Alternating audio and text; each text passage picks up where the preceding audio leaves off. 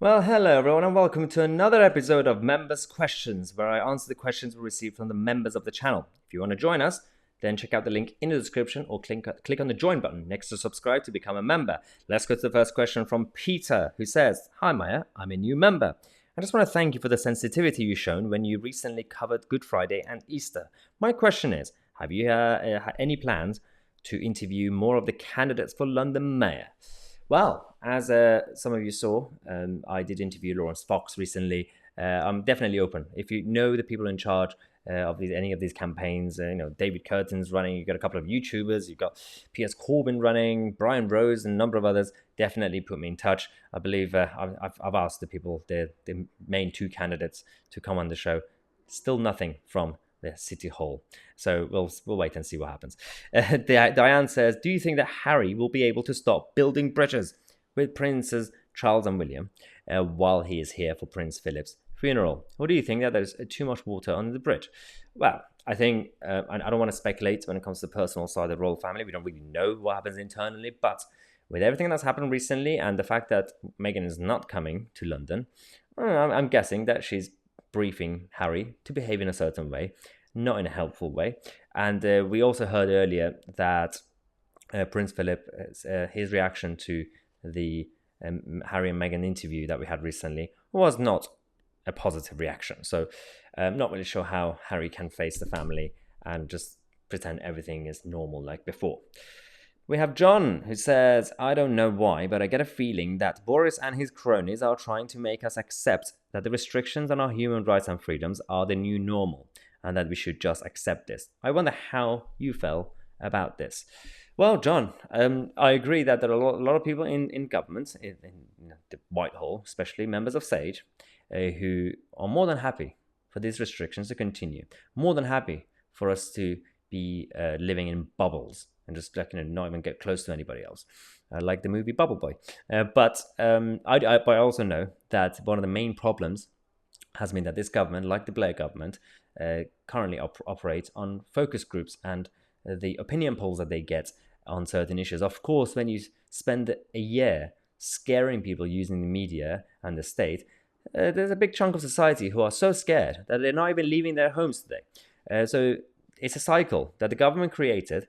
Now the people are backing them, and so they think that, well, we should just keep going, despite the fact that Boris keeps saying that as a person, as an individual, he's a libertarian. But, actions, speak louder than words.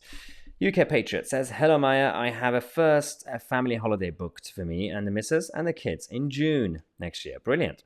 "I'm not a fan of getting the vaccine. Do you think that the passports will still be in place in 14 months? Or am I going to be forced to have it?"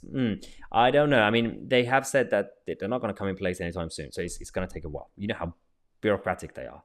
We saw what happened with test and trace. We saw what happened with the PPE.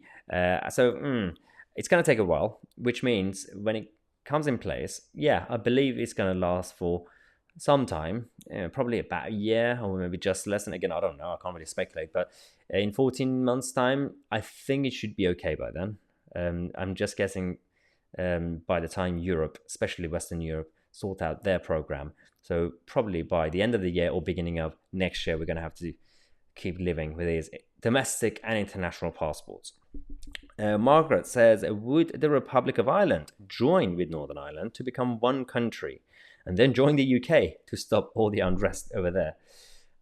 Well, no, yes and no. I don't think we're going to have the Republic of Ireland joining Northern Ireland for the sake of being in the union with the UK.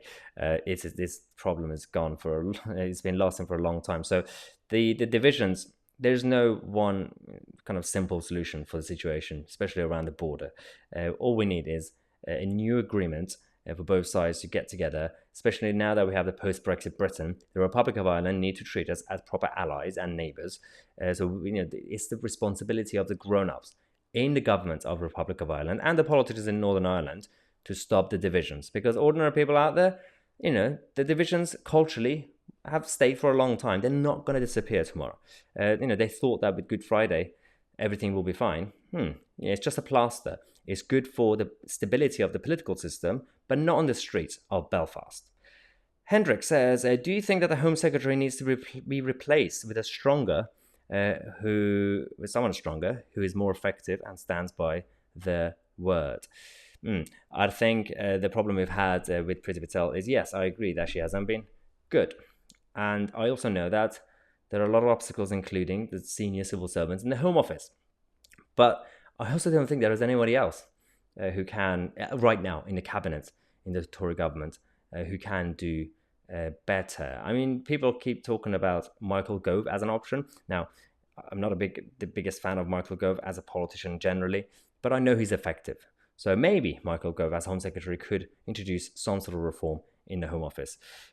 Ali Tut says, you ignored my request and question last time. I apologize, Ali, and we get a lot of questions, but I did find your question from last week, so I'm going to answer it now. You said, request for the future. Can you do something with Alex Belfield? And can you get an economic expert on whenever it's possible? Yes, I have been in touch with Alex Belfield, and hopefully I'll ask him to come on the show as a special guest. That will be amazing. And economic experts, as people who understand economics, if you want to not learn about economics, get an expert on it, because economists don't know much about the economy. So, but yeah, I mean, I can get some sound people to come and kind of explain certain things. And also there are a couple of YouTubers out there who have been quite good on this issue. Thanks for all the questions. I'm going to go now, get ready for my haircut finally. Don't forget to subscribe to the channel, click on the bell next to it. I'm Mahyar Tousi. I'll see you guys in the next video.